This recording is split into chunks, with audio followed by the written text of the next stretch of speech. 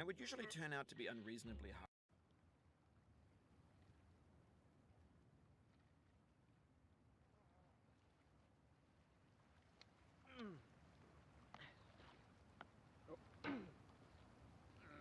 There's no feeling more intense than starting over.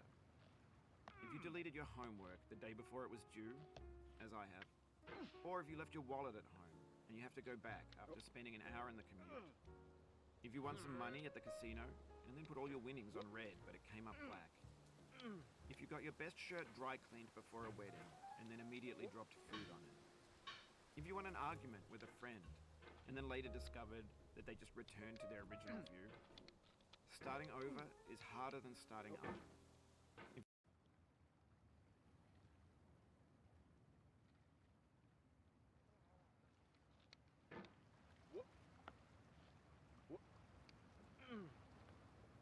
There's no feeling more intense than starting over. If you deleted your homework the day before it was due, as I have, or if you left your wallet at home and you have to go back after spending an hour in the commute. If you won some money at the casino and then put all your winnings on red but it came up black. If you got your best shirt dry cleaned before a wedding and then immediately dropped food on it. If you won an argument with a friend and then later discovered that they just returned to their original view. Starting over is harder than starting up. If you're not ready for that, like if you've already had a bad day, then what you're about to go through might be too much. Feel free to go away and come back. I'll be here. Alright, thanks for coming with me on this trip. I'll understand if you have to take a break at any point. Just find a safe place to stop and quit the game. And don't worry, I'll save your progress, always, even your mistakes. This game is a homage to a free game that came out in 2002, titled Sexy Hiking. The author of that game was Jazuo, a mysterious Czech designer who was known at the time as the father of B games. And B games are rough assemblages of found objects. Designers slap them together very quickly and freely, and they're often too rough and unfriendly to gain much of a following. They're built more for the joy of building them than as polished products. In a certain way, Sexy Hiking is the perfect embodiment of a B game. It's built almost entirely out of found and recycled parts, and it's one of the most unusual and unfriendly games of its time. In it, your task is simply to drag yourself up a mountain with a hammer. And that act of climbing, in the digital world or in real life, has certain essential properties that give the game its flavor. No amount of forward progress is guaranteed. Some cliffs are too sheer or too slippery.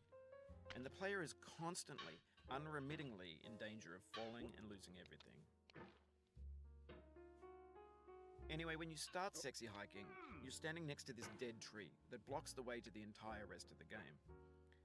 It might take you an hour to get over that tree, and a lot of people never got past it. You prod and you poke at it, exploring the limits of your reach and your strength, trying to find a way up and over. And there's a sense of truth in that lack of compromise. No. Most obstacles in video game worlds are fake.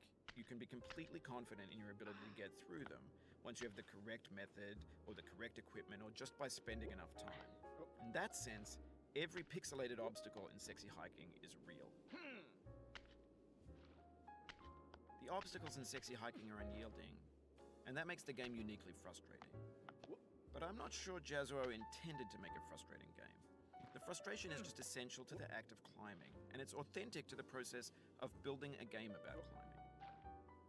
A funny thing happened to me as I was building this mountain.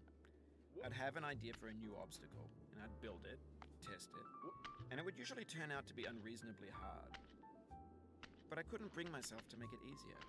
It already felt like my inability to get past the new obstacle was my fault as a player rather than as a builder.